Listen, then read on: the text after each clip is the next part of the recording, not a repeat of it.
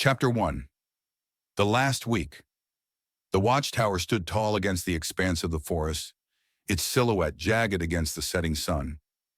To the ranger, it was more than a structure of wood and steel. It was a sentinel, a home, and for the past 30 years, his constant companion. Now, with retirement just days away, it was becoming something else entirely, a reminder of how much he'd missed this place. His truck rumbled to a stop at the base of the tower, dust curling into the air like a ghost fading into twilight. He stepped out, his boots crunching on the gravel. The air smelled of pine and damp earth, familiar and grounding. Slinging his bag over one shoulder, he glanced up at the tower, its shadows stretched long, an arrow pointing into the forest. One last week, he muttered to himself, tightening the strap on his bag. The words felt heavy, like a mantra more than a reassurance. The climb to the top was as routine as breathing. 27 metal steps, a wooden platform, then another 22 steps. He'd climbed it so often he could count them in his sleep. When he reached the observation deck, he unlocked the door and stepped inside. The room smelled of old wood and smoke from the wood-burning stove. Everything was as it should be, or so it seemed. Then he saw the mug. It was a small thing, a simple enamel cup he used every morning for coffee, but it wasn't on the windowsill where he always left it. Instead, it sat in the middle of his desk, perfectly centered on the worn surface. His brow furrowed. He set his bag down and picked up the mug, turning it over as if it might offer an explanation. Nothing seemed out of place, yet something about it unsettled him. Had he left it there the last time he came down? Maybe, but the desk was clear when he left last week. He always checked. He shook his head and set the cup back on the windowsill, brushing off the momentary unease. The forest was a living thing, unpredictable in its small ways. Maybe this was just another quirk of the place. He spent the rest of the evening settling in.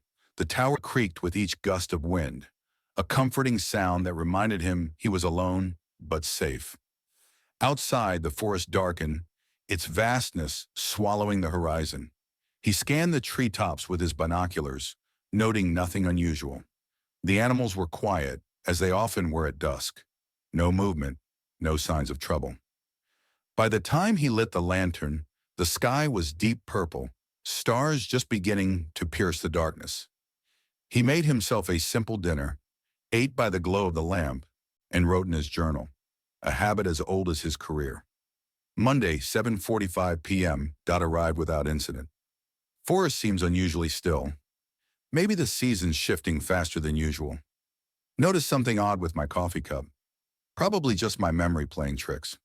He tapped the pen against the edge of the journal, hesitating.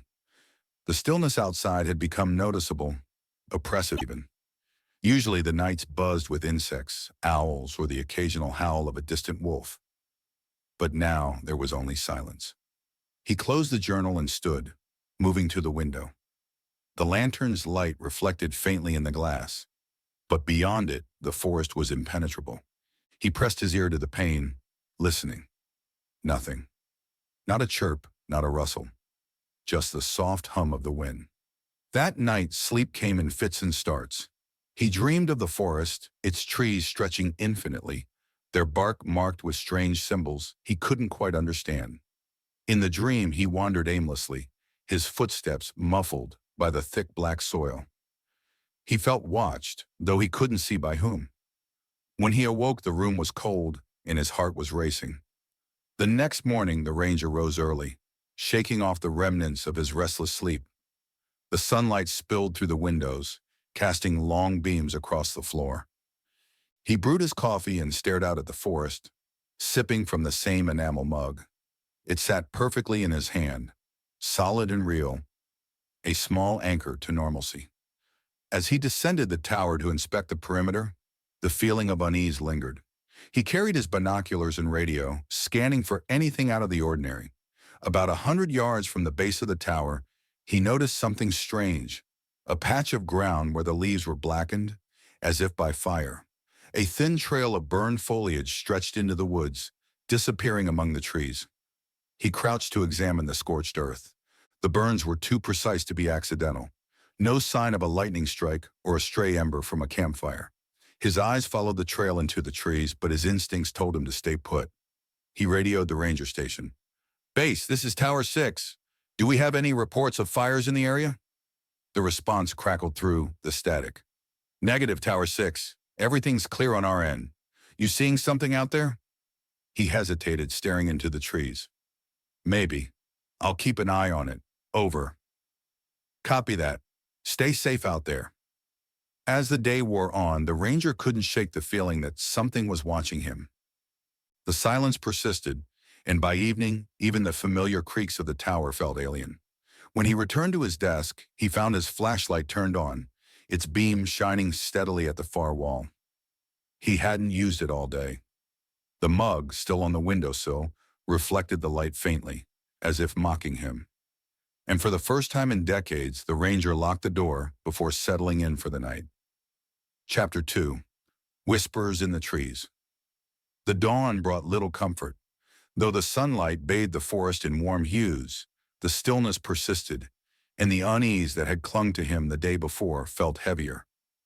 The ranger stood on the observation deck, scanning the horizon with his binoculars. He told himself it was part of his job, but deep down he knew he was searching for something. An explanation, maybe, or proof that he wasn't imagining things. Midway through his second sweep, he caught a glimmer of movement. At first it seemed like an animal darting between the trees, but it was too fast, too fluid. He focused the binoculars, but whatever it was had already vanished. He lowered the lenses and rubbed his eyes, trying to shake off the creeping doubt in his mind. After breakfast, he decided to follow the burned trail into the woods. Armed with a notepad, a small utility knife, and his radio, he marked his path carefully, leaving ribbons of red cloth tied to low-hanging branches. The trail of scorched leaves wound deeper into the forest than he'd expected, curving in unnatural, almost deliberate patterns. About a mile in, he stumbled upon something that stopped him cold. A tree, tall, ancient, and gnarled, stood in the center of a small clearing. Its bark was marred with deep scratches, almost like claw marks, but arranged in patterns that defied logic. The symbols from his dream flashed in his mind, and a chill ran down his spine. He traced one of the marks with his fingers. The grooves were deep, precise, not the work of an animal. The forest was silent around him, the air thick with anticipation. He pulled out his notepad and sketched the symbols as best he could, his hands trembling slightly. As he turned to leave, he caught movement in his peripheral vision. He froze, his breath hitching. The trees seemed to shift, their shadows elongating unnaturally. He scanned the area, but nothing appeared out of place. Then faintly he heard it, a whisper. It wasn't the wind or the rustle of leaves. It was deliberate, almost human. The voice was too faint to make out words, but its tone carried a chilling urgency. He spun around, his radio crackling with static at his hip. "Base, this is Tower 6, he said, his voice steady despite the fear creeping into his chest. "I've found something unusual out here. Requesting backup." There was no response, just static. He repeated the call, but the silence stretched, broken only by the faint, eerie whispering that seemed to come from nowhere and everywhere at once. The ranger didn't run. Years in the wilderness had taught him that panic could be deadly. Instead, he backed away from the tree, keeping his eyes on the shifting shadows. He marked his trail back to the tower with shaking hands, the whispering following him all the way. By the time he reached the tower, the sun was beginning to set, and his legs felt like lead. He climbed the steps 2 at a time, locking the door behind him as soon as he reached the top. The room felt smaller, the shadows darker. He sat heavily at his desk, staring at the symbols he'd sketched in his notebook. The whispering had stopped, but the silence felt worse. That night, as he lay in bed, the dreams returned. This time he wasn't alone in the forest. Shapes moved among the trees, watching him with eyes that glowed faintly in the darkness. He couldn't see their faces, but he could feel their gaze, heavy and unyielding. And always, just beyond the edge of his vision, the watchtower loomed, its silhouette stark and foreboding. Chapter 3. The Shadowed Clearing. The ranger woke with a start, his heart pounding. Outside, the forest was cloaked in the pale light of early dawn, but the shadows clung to the trees like ink stains. He sat up, his body heavy with fatigue, and tried to shake the remnants of the dream. It lingered, as vivid as if he'd lived it. After a quick breakfast, he checked his supplies. His hand hesitated over the hunting rifle mounted on the wall, but he decided against it. Whatever was out there, he doubted a weapon would help.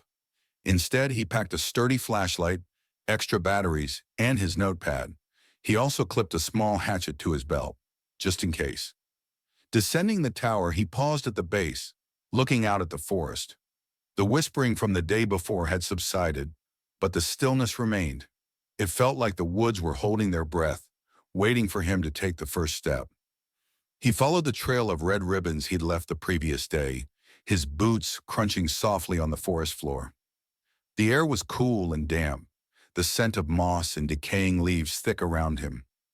As he approached the clearing, the trees seemed to close in, their trunks leaning subtly inward, as if trying to block his path. When he reached the ancient tree, he stopped. The symbols carved into its bark seemed darker, almost burned into the wood. He ran his fingers over them again, and this time they felt warm to the touch. A faint vibration hummed beneath his fingertips like a pulse. He stepped back, his breath hitching. The clearing felt different, denser, heavier. The air seemed charged, as if a storm were about to break. He pulled out his notepad and flipped to the sketches from the day before, comparing them to the markings on the tree.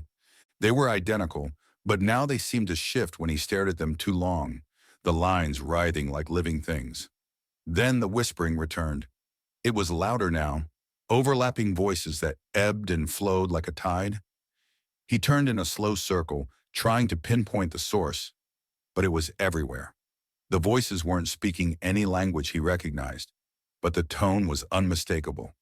They were beckoning. Something moved at the edge of the clearing. A shadow, humanoid but impossibly thin, slipped between the trees. He froze, his hand instinctively going to the hatchet at his belt. Another shadow appeared, then another, circling the clearing like predators, sizing up their prey. The ranger forced himself to stand his ground. "Who's there?" he called, his voice steady despite the cold fear curling in his stomach. The shadows paused, their indistinct forms swaying like smoke in the breeze. One stepped forward, and for a moment he thought he could see a face, pale and gaunt, with eyes that glowed faintly like embers. But as quickly as it had appeared, it was gone, melting back into the shadows. The whispering intensified, the voices overlapping in a cacophony that made his head throb. He clutched his notepad, the paper crumpling in his grip. "What do you want?" he shouted. The clearing fell silent. The sudden absence of sound was deafening, and the ranger's breath came in sharp, shallow gasps. Then, from the base of the tree, something began to emerge. At first it looked like roots, twisting and writhing, but as they rose, they formed the shape of a hand, a skeletal, bark-covered hand that clawed at the earth as if pulling itself free.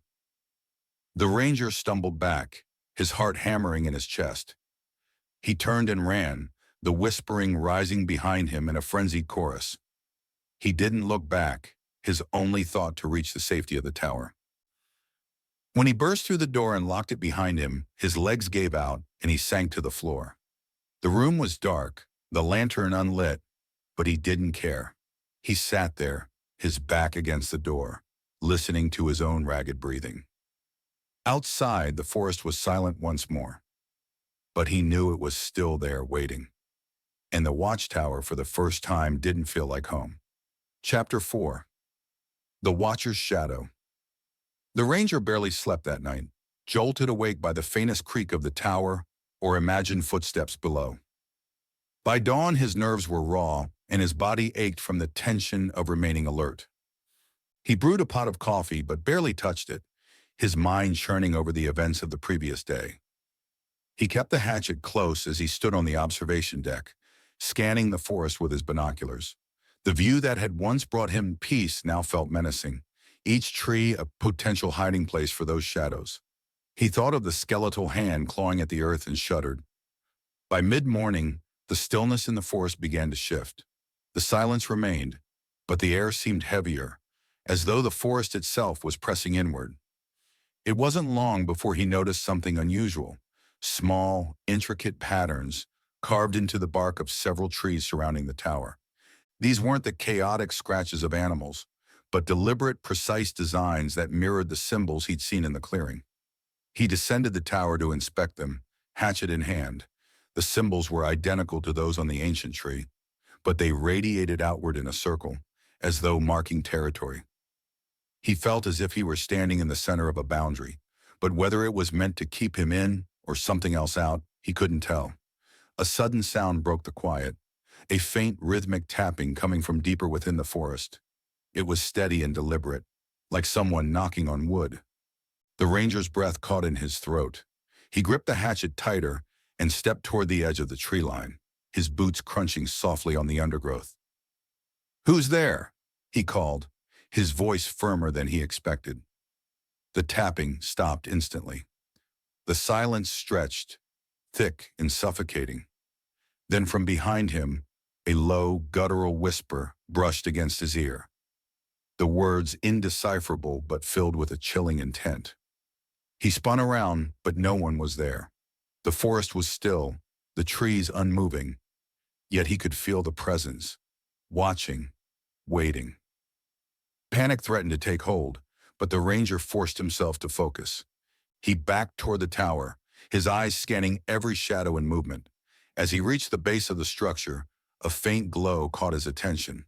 Looking down, he saw a small, luminescent symbol etched into the wood of the tower's foundation. It pulsed faintly, as though alive. He knelt to inspect it, running his fingers over the grooves. The moment he touched it, a sharp electric jolt shot up his arm, and a vision flashed through his mind. The forest, alive and shifting, with the watchtower at its heart, a beacon that both drew in and repelled the shadows that lurked beyond. The vision ended as abruptly as it began, leaving the ranger gasping for breath. He stumbled back, clutching his arm, and stared at the symbol. Whatever was happening, the tower was no longer just a refuge. It was part of something far older and more complex than he could comprehend. As night fell, the ranger prepared for what he knew would be a long, harrowing vigil. The lantern burned low as he sat by the window, the hatchet within arm's reach. Outside, the forest seemed to shift and breathe, the shadows growing darker and more defined. And somewhere, just beyond the edge of the light, he could feel the watcher, its presence a heavy weight against his mind. For the first time in his career, the ranger felt truly, completely alone.